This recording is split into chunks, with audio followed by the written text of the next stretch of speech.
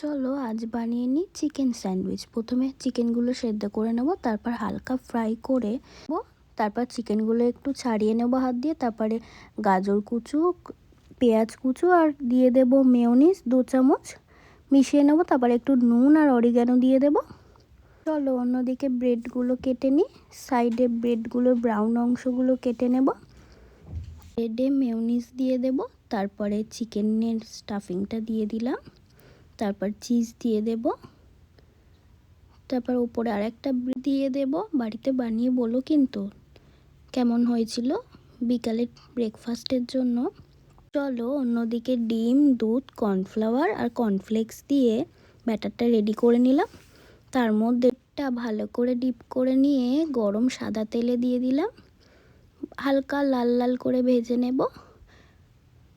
ভিডিওটি ভালো লাগলে লাইক, কমেন্ট, শেয়ার এবং সাবস্ক্রাইব করবেন, আমার পাশে থাকবেন। একইভাবে সবগুলো করে নিলাম। দেখুন আমার স্যান্ডউইচ রেডি, সাথে মাচাটি। বাড়িতে বানিয়ে বলো কিন্তু কেমন হয়েছিল। ধন্যবাদ সবাইকে ভিডিওটি দেখবার জন্য।